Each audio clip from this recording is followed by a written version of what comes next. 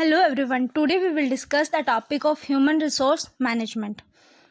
Human resource management क्या होता है, इससे आपको क्या क्या इस सब्जेक्ट के अंदर आपको डिटेल में पढ़ना चाहिए, क्या नहीं पढ़ना चाहिए, वो सारी चीज़ें आपको मैं बताऊंगी। एंड मैं आपको ये भी चीज़ डिस्क्राइब करूंगी कि इस सब्जेक्ट के अंदर इम्पोर्टेंट क्या क्या है। एंड लास्ट में जैसे हमने बिजनेस कम्युनिकेशन के क्वेश्चन दिए हैं, लास्ट में इस सब्जेक्ट के भी आपको क्वेश्चन प्रोवाइड किए जाएंगे। ऑल 4 यूनिट्स के, वो भी 2014 टू 2022 तक के, जहाँ तक मुझे मिल पाएंगे मैं पूरी कोशिश करूँगी। ओके, अब हम स्टार्ट करते हैं। ह्यूमन रिसोर्स मैनेजमेंट, ठीक है। Human means me and you, जैसे भी पर्सन्स होते हैं। रिसोर्स मतलब कोई भी काम, मैनेजमेंट यानी कि उसको मैनेज करना। इससे आप लोगों को थोड़ा थोड़ा क्लियर हो रहा होगा कि ह्यूमन रिसोर्स मैनेजमेंट के बारे में आपको क्या चीज़ समझ आ रही है, ठीक है। अब हम इसका इंट्रोडक्शन पढ़ते हैं। Human resource management is a management function that help to manage, to recruit, select, train, develop member of organization. Human resource management एक ऐसा फंक्शन है जो हेल्प करता है रिक्रूट करने में, सिलेक्ट करने में एंड ट्रेन करने में और एम्प्लॉयज़ को डेवलप करने में, यानी एम्प्लॉयज़ की स्किल को डेवलप करने में। रिक्रूट मीन्स आप ये कहो, कोई भी ऑर्गेनाइजेशन अगर आपको रिक्रूट कर दिया यानी कि आपको हायर करती है, तो वो किस बेसिस पे करती है, ठीक है। उसमें आपकी कुछ एबिलिटी आपके अंदर होती है, कुछ वो ये सोचते हैं कि चलो हम ट्रेनिंग देंगे, ट्रेनिंग प्रोवाइड कराएंगे तो ये पर्सन पूरा का पूरा डेवलप हो जाएगा, ठीक है। Because human force act as a head of organization, without human organization can not achieve is pre determined goal. जो ह्यूमन रिसोर्स है ना, वो एक तरीके से ऑर्गेनाइजेशन का हार्ट है, यानी कि दिल है, ठीक है। किस तरीके से है कि आप ये सोचो कि बिना ऑर्गेनाइजेशन ह्यूमन रिसोर्स के वर्क नहीं कर सकती। वो अपने गोल को अचीव करने में, ऑब्जेक्टिव को, वो कितनी भी टेक्नोलॉजी को ले आए, मशीनरी को ले आए, बट ईमेल टेक्नोलॉजी से हो सकता है, बट ईमेल रिटर्न टेक्नोलॉजी से नहीं हो सकता। वो ह्यूमन माइंड से होता है, ठीक है। ये एक एग्जांपल है आपके लिए। अब हम बात करते हैं organization. In fact, human resource management is a management function concerned with hiring and motivating and maintaining people in organization।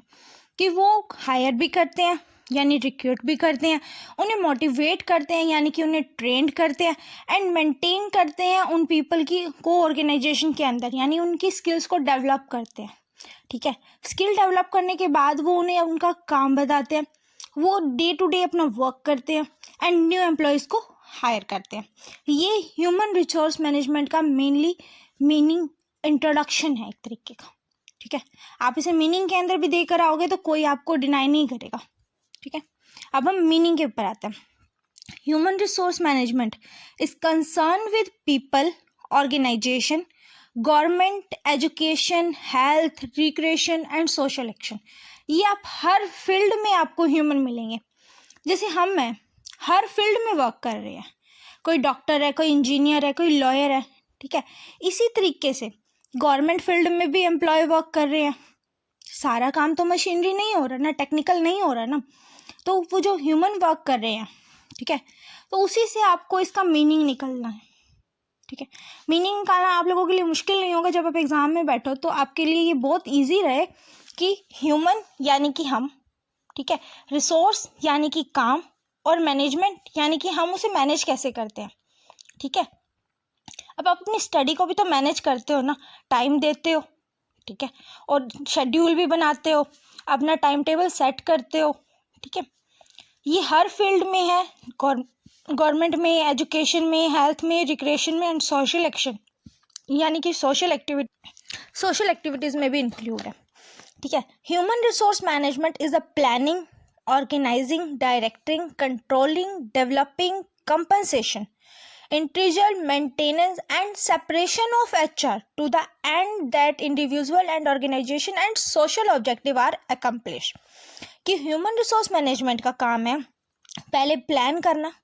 जब आपको कोई भी कंपनी में हायर करते हैं तो वो पहले क्या करते हैं, कुछ रिक्रूटमेंट पॉलिसीज़ होती है उनकी, उन्हें देते हैं, जैसे न्यूज़पेपर में दे सकते हैं या फिर न्यूज़ में दे सकते हैं, या वो किसी भी तरीके लोगों तक ये बात पहुंचाते हैं ना कि आपको इस कंपनी में इतनी जॉब की रिक्वायरमेंट है, ठीक है। ये हो गया प्लानिंग। ऑर्गेनाइजिंग यानी कि फिर आप लोगों को उस काम के लिए आप अपना डाटा सेंड करते हो, वो देखते हैं, फिर वो डायरेक्टिंग करते हैं, ठीक है। यानी कि वो उस काम में आप लोगों को देखते हैं, परखते हैं, फिर आप लोगों को उस चीज़ में वर्क करने की क्या कहते हैं, वर्क करने के लिए कहते हैं कि आप इस चीज़ में वर्क कर सकते हो, इस फील्ड में आप बहुत ही अच्छे वर्क कर रहे हो। फिर आप कंट्रोलिंग पे आते हो, ठीक है। फिर आप उस वर्क की कमांड लेते हो। ये बहुत तरीके से वर्क होता है ह्यूमन रिसोर्स मैनेजमेंट में। नहीं, ये पूरी मैनेजमेंट है। पूरी मैनेजमेंट के अंदर आपको प्लानिंग, कंट्रोलिंग, डायरेक्टिंग, ये सारी चीज़ आपको मिलेगी, ठीक है। डेवलप करना and separation that individual organization social objective को भी अकम्प्लिश यानी कि पूरा करने के लिए, ठीक है। अब हम बात करते हैं डेफिनेशन। डेफिनेशन में मैं आप लोगों को पहले भी मैंने वीडियोस में बताया है कि आप अकॉर्डिंग टू स्कॉलर लिखोगे ना, एग्जामिनर भी खुश होगा और वो भी आप लोगों को ये चीज़ नहीं कहेगा कि हाँ आप ये क्यों लिख के गए हो, बट इससे आप लोगों का जो परसेप्शन है ना वो बहुत अच्छा होगा। बिकॉज जो स्कॉलर है, क्योंकि एक डेफिनेशन कोई भी एक पर्सन नहीं देता, ठीक है। आपकी बुक में भी आता है तो एक डेफिनेशन आप 4 to 5 ऑथर्स की रीड करते हो, ठीक है। तो आप अगर अकॉर्डिंग टू स्कॉलर लिखकर किसी भी डेफिनेशन को लिख दोगे तो वो आपका जो पेपर लिखने का तरीका है, मैं एक वीडियो स्पेशल इस चीज़ पर बनाऊंगी कि आपको पेपर लिखना किस तरीके से है, ठीक है। बहुत सारे बच्चे ये गलती कर कर आते हैं कि पेपर लिखे किस तरीके से। वो सही से अटैम्प्ट तो कर लेते हैं, लिख नहीं पाते सही तरीके से, तो उनके मार्क्स कम आते हैं, ठीक है। बट अभी हम इस पे फोकस कर रहे हैं, तो मेरा तो आप लोगों को एक सजेशन यही है कि आप हर एग्जाम के अंदर अकॉर्डिंग टू स्कॉलर ज़रूर लिखें। किसी भी डेफिनेशन को स्टार्ट करने के बाद ऑथर अगर आप लोगों को याद नहीं है तो, अगर याद है तो आप ऑथर भी लिख सकते हैं, ये आपकी अपनी चॉइस है, ठीक है। Human resource management is the practice of recruiting, hiring, developing and managing and organization employees.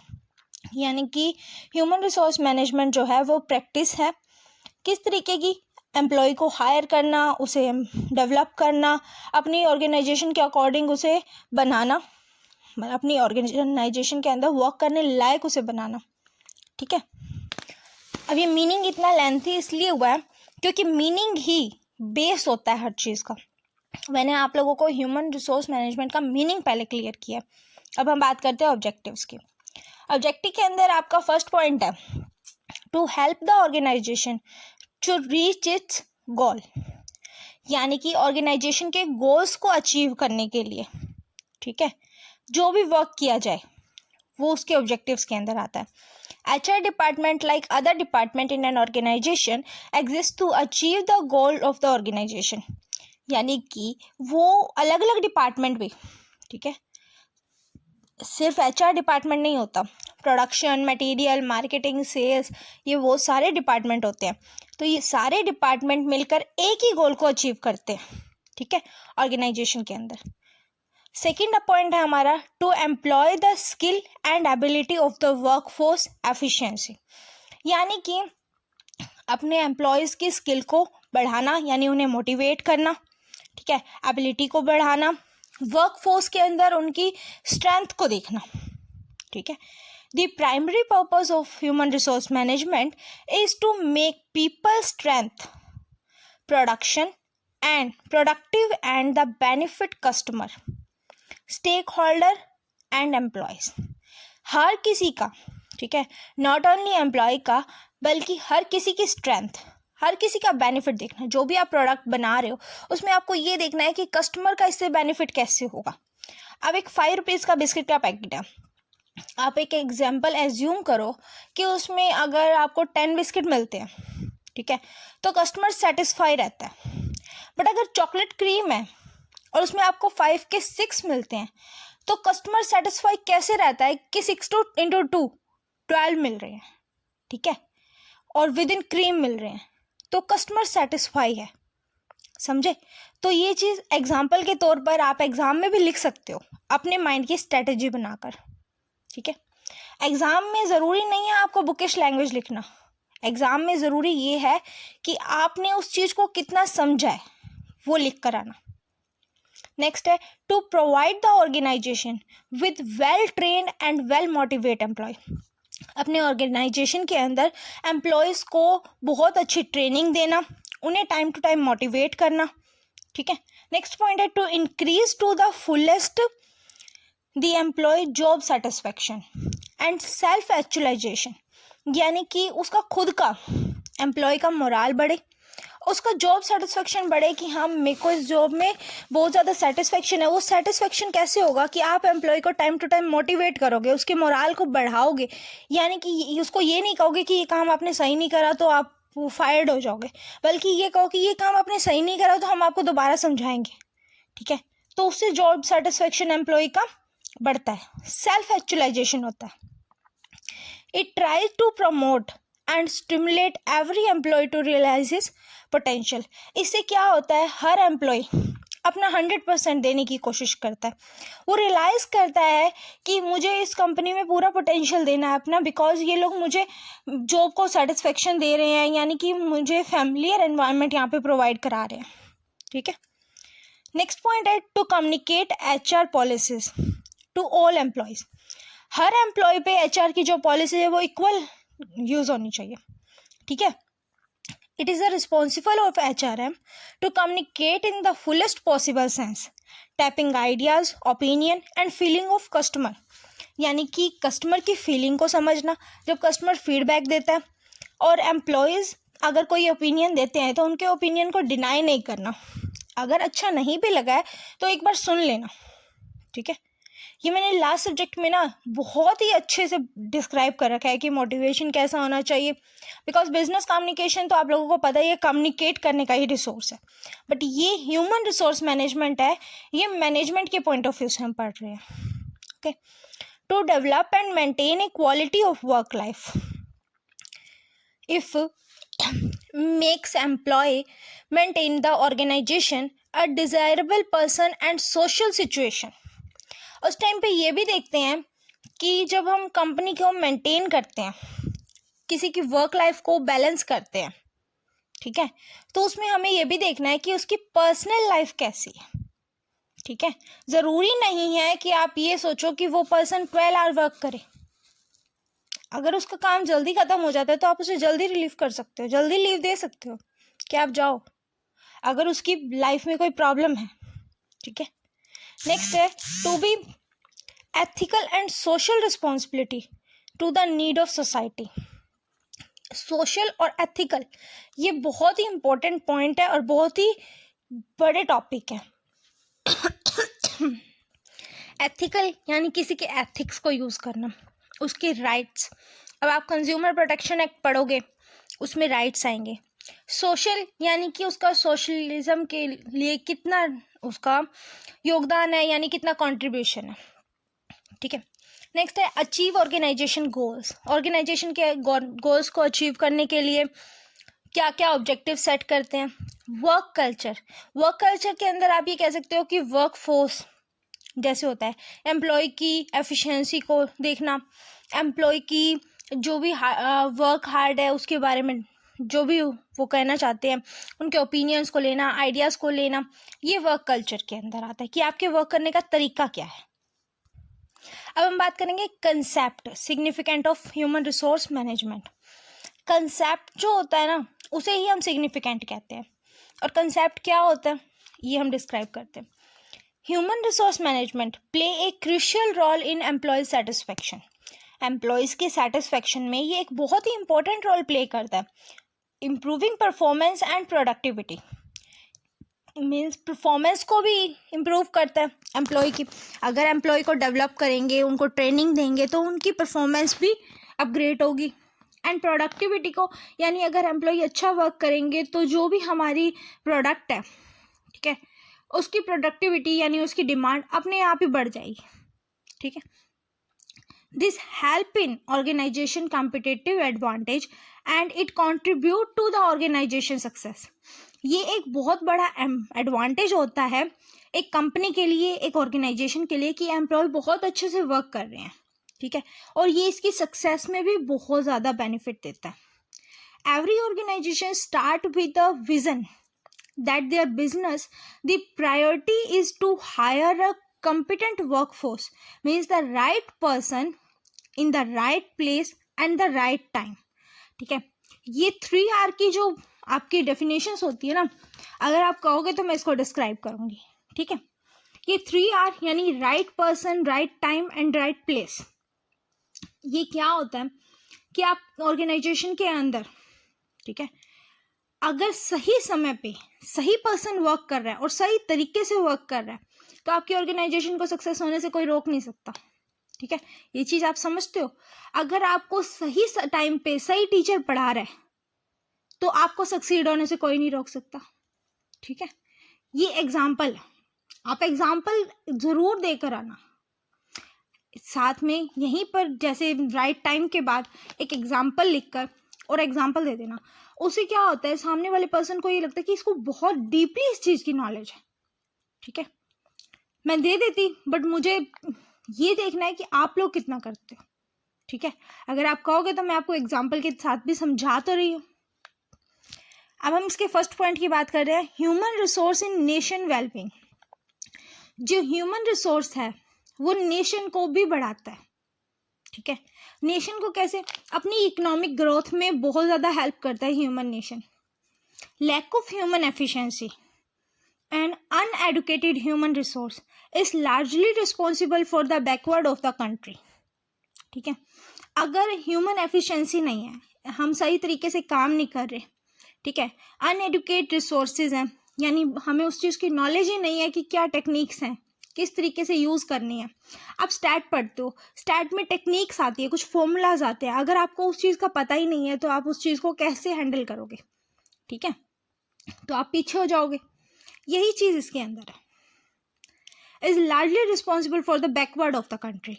यही हमारी कंपनी को पीछे करता है, यानी अंडर डेवलप कंट्री बनाता है. Country are under developed because there the people are uneducated, resulting under developed of nation. ठीक है, has the quality of people is a reason for economic development. यही रीजन है हमारी इकोनॉमिक डेवलप नहीं हो रही. नेक्स्ट पॉइंट है man versus machinery. Most of the problem in organization are human rather than physical or technical. No industry can be rendered efficiently so long without human being because all the machinery with the latest technology are created human mind. कोई भी industry बिना human के work नहीं कर सकती, बिना physics के work नहीं कर सकती. वो टेक्निक्स पे वर्क कर सकती है, पर टेक्निक को भी, कंप्यूटर को भी आपकी ज़रूरत है. आप चलाओगे तभी कंप्यूटर चलेगा ना. कंप्यूटर का अपना माइंड नहीं है. आपने पढ़ा है कि कंप्यूटर की कोई इंटेलिजेंस ही नहीं होती. ठीक है, उसी तरीके कंपनी के अंदर चाहे कितनी टेक्नोलॉजी आ जाए पर ह्यूमन की ज़रूरत है. ठीक है, तो यही जो पॉइंट आता है ना, तो टेक्नोलॉजी आपको समझनी चाहिए और टेक्नोलॉजी को ह्यूमन माइंड ही क्रिएट करता है. ओके, नेक्स्ट पॉइंट है हमारा HR management and journal management. Management is a process of getting thing done through people. Management ये सोचता है कि हमें किस तरीके वर्कर्स से काम लेना है. Among all four being man, machine, material and money. इसमें सबसे फर्स्ट फीचर आपका क्या है, मैन, यानी कि ह्यूमन. ओके, तो इस चीज़ को आप अपने माइंड में उतारो कि जो मैन है, जो ह्यूमन है, उसके बिना कुछ नहीं होता. तो ह्यूमन रिसोर्स मैनेजमेंट आप लोगों को इन डेप्थ क्लियर हो जाएगी, अपने माइंड में आ जाएगी आपके. ठीक है, क्योंकि आप उसे समझ रहे हो. The management of man is not only fundamental but also dynamic and changing. जो मैन है वो डायनामिक हो सकता है, यानी कि उसको एक प्लेस से दूसरे प्लेस पे ले जाया जाता है.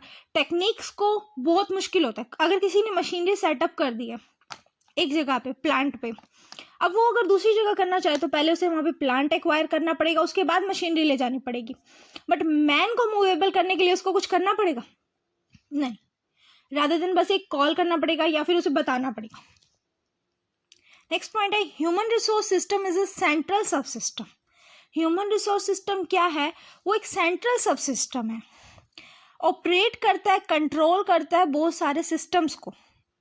ठीक है, जैसे हम यहाँ बैठे हैं, ठीक है, और हम बहुत सारे हमारे माइंड में जो बातें चल रही हैं हम उन्हें कंट्रोल कर रहे हैं। सारे सब्जेक्ट की हमारे माइंड के अंदर चल रहा है कि हमें इसको भी इस तरीके पढ़ना है, इतना टाइम देना है। ये जो चीज़ें आपके अंदर चल रही हैं ये सब सिस्टम्स है, ठीक है, आप उन्हें ऑपरेट कर रहे हो। Organization overall organization performance may be viewed by individual performance. Next point है human resource accounting. It is accounting for people in organization resources. It is the measurement of the cost and value of people requiring for organization. Accounting के अंदर आप क्या पढ़ते हो? Accounting के अंदर आप पढ़ते हो cost और value. Cost means जो वर्कर है वो किस तरीके से वर्क कर रहा है, अपनी कितनी वैल्यू लगा रहा है, ठीक है। नेक्स्ट पॉइंट है human resource and market economic. Knowledge plays a most important role, vital role in a modern economic. यानी कि जो नॉलेज है एक पर्सन की वो बहुत इंपॉर्टेंट रोल प्ले करती है किसी भी ऑर्गेनाइजेशन के अंदर। As started earlier there are the important area of human resources, skill, ability and knowledge. According to P.F. Drucker, knowledge is the only meaningful resources today if the employee of an organization are knowledgeable about the current market which helpful for organization development. किसी भी employ की, किसी भी worker की, manager की जो knowledge है वो डेवलप करने पे किसी भी ऑर्गेनाइजेशन को बहुत ही इंपॉर्टेंट रोल प्ले करती है। नेक्स्ट पॉइंट है knowledge and competitive advantage. Modern business is being undergoing change at a faster rate due to change in technology, liberalization. अब आपका जो सब्जेक्ट गया होगा शायद IBE, उसके अंदर आपको मिला होगा प्राइवेटाइजेशन, लिबरलाइजेशन एंड ग्लोबलाइजेशन, ठीक है।